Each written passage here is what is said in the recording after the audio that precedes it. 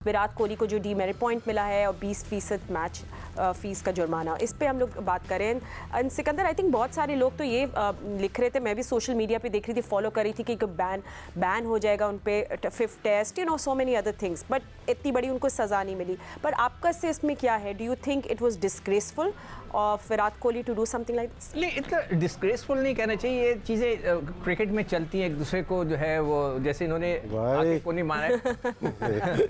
हमारे दौर में अगर आपको याद हो, डेनिस लिली ने लात मार दी थी उसको, जावेद मियांदाद को। वो दौर था कि जिस ज़माने सज़ाएँ नहीं होती थी, तो उन्होंने आके लात मार दी। जावेद मियांदाद ने उनको मारने के लिए, ये देखें, बल्ला भी उठा लिया था कि मैं तुम्हें मारता हूँ। तो ये सारा कुछ हुआ था। अगले दिन डेनिस लिली जो है, देखें, ये उनके रास्ते में आ गए थे और वो लिली खुद गए उनकी तरफ, ठीक है, और तो ऑब्वियसली जावेद ने उनको पुश किया, तो उसके बाद उन्होंने आके उनको लात मारी, कुछ नहीं हुआ। अगले दिन बड़ा शोर उठा अखबारात में। तो अगले दिन मैं भी ड्रेसिंग रूम में बैठा था, डेनिस लिली, हम लोग सब तैयारी कर रहे थे कि डेनिस लिली कमरे में आए।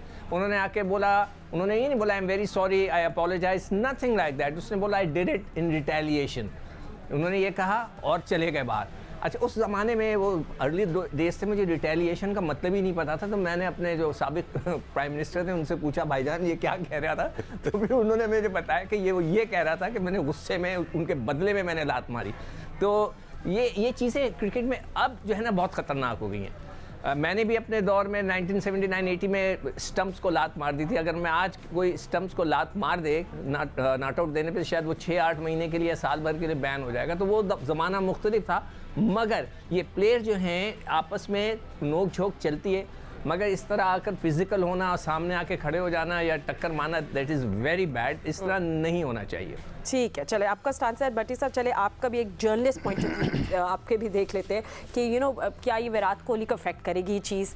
I don't think so. थोड़ी बैड मीडिया तो होगी, बैड पब्लिसिटी भी होगी, आई थिंक ज़्यादा। बट कॉन्सल जो है, जो बैटर है 19 साल के, वो भी कितने अच्छे बात की उन्होंने, बोला ये तो होता रहता है, आई डोंट माइंड। उन्होंने तो बिल्कुल इसको ज़्यादा इशू नहीं बनाया।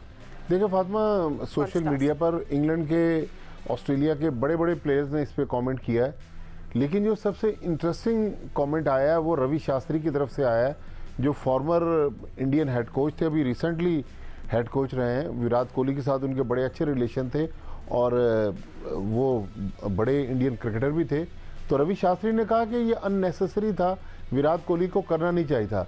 लेकिन मेरे ख्याल में एंडी पाइक्राफ्ट, जिनका ताल्लुक जिम्बाब्वे से है, शायद वो इंडिया का चूँकि मामला था इसलिए उन्होंने थोड़ा सा हल्का हाथ रखा। अगर क्रिस ब्रॉड होते, डेविड बून तो ऑस्ट्रेलियन है, या रंजन मधुगाले टाइप के मैच रेफरी होते, तो फिर डेफिनेटली इनको 1-2 मैचों का बैन लगता। लेकिन मेरे ख्याल में मैच रेफरी आज, हालांकि एंडी पाइक्राफ्ट का 7वां इंटरनेशनल मैच है एज ए मैच रेफरी, लेकिन मैच रेफरी को थोड़ा सा, जिस तरह राशिद भाई के साथ हुआ था, इनको ना सिर्फ 5 मैचों का बैन लगा था, बल्कि इनका तो मेरा ख्याल उसके बाद कैरियर ही ख़त्म हो गया। तो प्लेयर्स पर बहुत ज़्यादा इसका इफेक्ट होता है। वो नया प्लेयर है, यंग है, उसके साथ तो आपको पोलाइटली बिहेव करना चाहिए था, क्योंकि आप तो उसके रोल मॉडल हो सकते थे। लेकिन मेरा ख्याल में विराट कोहली ने जो किया वो किया, लेकिन मैच रेफरी ने जो पनिशमेंट दी वो बहुत ही माइनर थी। अच्छा फातिमा, मैं कुछ कहना चाहता। अच्छा, लास्ट बोलिए जल्दी से। ये जो मैच रेफरी की बात करें ना, पाइक्राफ्ट नाम है ना इनका, ये वही अंपायर हैं जिनके ऊपर मैंने तनकीद की थी कि टॉस के वक्त यही हमेशा खड़े होते थे। जब वो विराट कोहली रोहित शर्मा दूर फेंकते थे ना, तो तीनों इंसिडेंट के अंदर यही मैच रेफरी थे। ओके, इनके आपस में दोस्तियां हैं। ओके, कंस्पिरेसी थ्योरीज पे थोड़ा सा ब्रेक लगा लेते हैं। आपकी एक अलग से एपिसोड होना चाहिए, कंस्पिरेसी थ्योरीज बाय सिकंदर, वो एक अलग हम शो करेंगे। But let's go back to the match. I think सबने अपनी बात कर ली, and I think South Africa बस कपल ऑफ विकेट्स अवे है। राशिद भाई, एक बना तो टेल अभी आपकी एक्सपोज हो जाएगी, और मुझे यही लग रहा था कि ये विकेट जो है ये शुरू ना कर दे सिलसिला विकेट्स का। बट क्या कर रहे थे कामरान गुलाम?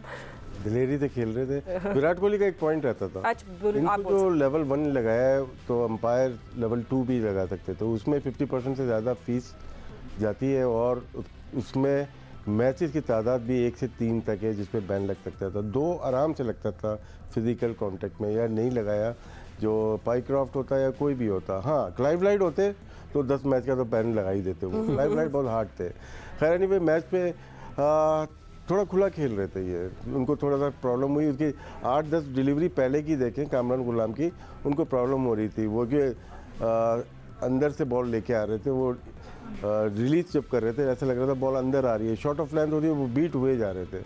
तो उन्होंने तोड़ निकाला कि मैं 1-2 चौके ऐसे मार दूँ उसके बाद निकल आऊँ, लेकिन मेरे ख्याल से टाइम पूरा हो गया था उनका इस तरह, क्योंकि मुश्किल हो जाती है, थोड़ा पिच में बाउंस डिफरेंट हो जाता है। अब मुश्किल हो रही थी, उनकी बॉल पीछे बहुत जा रही थी, बहुत सारी बॉल उनकी दिखाई।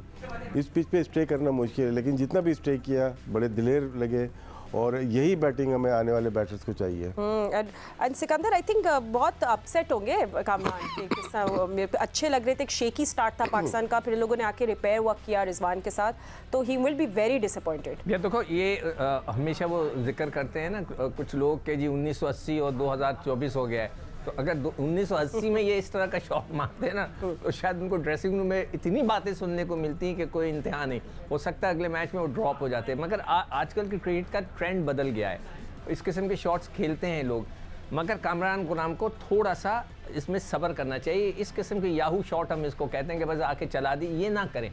उनमें टैलेंट है, उनमें बहुत अच्छा टैलेंट है, तो वो उनको चाहिए उसको मैक्सिमम यूटिलाइज करें। ख़ासतौर पे जब उनका रन 30-35 हो जाए ना, फिर कोशिश करें इसको लंबा खींचें, 3 फिगर्स तक जाएं। तो कामरान गुलाम को ज़रा ख्याल करना पड़ेगा, बहुत अच्छा टैलेंट है, देर में आया, इस पर भी मैं किसी दिन बात करूंगा कि हमारे यहाँ हमेशा टैलेंट मौजूद होता है, मगर हम उसे देर में लेकर आते हैं, पता नहीं क्या वजह है। तो कामरान गुलाम भी उन्हीं में से हैं, तो उनको मौका मिला हुआ है, यूटिलाइज़ करें और 3 फिगर्स की तरफ जाएँ। ठीक है, अच्छा हम लोग क्या कामरान गुलाम की विकेट भी दिखा रहे हैं अब ना? Okay, we are definitely showing that right now, will show it on full screen. ऐसा लगता है कामरान गुलाम में वैसे मतलब पहले भी ये कर चुके हैं, तो हम इनको ये देख चुके हैं ये करते हुए, सो लगता है कि उनको सबक नहीं सीखना। ये प्रेशर शॉट था, ये प्रेशर तोड़ना चाहते थे, शॉर्ट ऑफ लाइन थी और कनेक्ट हो जाती तो छक्का ही हो जाता।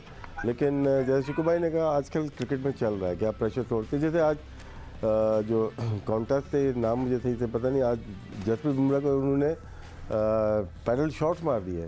बटी साहब मुझे उंगली उठाते हुए बता रहे हैं, सॉरी राशिद भाई को मैं इंटरप्ट कर रही हूँ, सिर्फ विकेट का अपडेट देने के लिए कि 1 वो यही मुझे लग रहा था, प्लीज कंटिन्यू कि ये ट्रिगर करेगी Mohammad Rizwan out oh this time Mohammad Rizwan अभी देखा था आपने, साइड कैमरे से दिखाया था, आगे खड़े हुए थे। ये पिच आगे खड़े होने की नहीं है, जहाँ पे इंग्लिश पिचेज होती हैं, जहाँ पे सीम होती है, वहाँ पे थोड़ा आगे खड़े किल करने के लिए। ये बाउंस हो रही है यहाँ पे बॉलर अगर तगड़ा है, सोच लिया कहाँ बॉल कर रहे हैं, थोड़ा पिच आगे की उन्होंने उनके, क्योंकि वैसे ही पीछे कर रहे थे आप, और आगे जाके उसको जगह दी आपको बल्ले पे लगने की। अगर आप पीछे होते तो आप मैनेज कर जाते बॉल को। ये छोटी सी टैक्टिक्स होती हैं, शायद मौजूद नहीं थी इस पिच के लिए, जिसकी वजह से अपनी विकेट गंवा बैठे। ये राशिद एक और चीज़, जब ये ड्राइव मारते हैं तो उनका अगला पाँव पूरी तरह गेंद पे जाता नहीं है, और अभी अब दोबारा मैं भी एक्शन रिप्ले में देख रहा था, और बल्ले को ये पूरा ऊपर तक ले जाते हैं, यहाँ से नहीं खेलते, पूरा खुलकर खेलते हैं, और पाँव भी अगर आप दोबारा इसको अगर दिखवाएं उनका डिसमिसल। सिक्कू भाई 2 टाइप के बैट्समैन होते हैं, जो कि बॉल को एयर में देखते हैं, कुछ एयर में खेलते हैं। ये एयर में मोस्टली पाकिस्तान के जो बैटर्स हैं वो एयर में खेलते हैं। एयर में जो हाथ से बॉल रिलीज हो जाती है, उनकी मूवमेंट शुरू हो जाती है, बॉल की तरफ जाते हैं, अब्दुल्ला शफीक की तरह। जो बॉल की पिच पे खेलते हैं, पढ़ने के बाद वो डिले खेलते हैं, लेट खेलते हैं, तो उनकी टेक्निक डिफरेंट होती है। जैसे साइम अयूब है, या लेफ्ट हैंडर में देखा सईद अनवर को देखा था, या इंजमाम को, या जावेद भाई को देखा था, ये लेट खेलते हैं बॉल की पिच पे।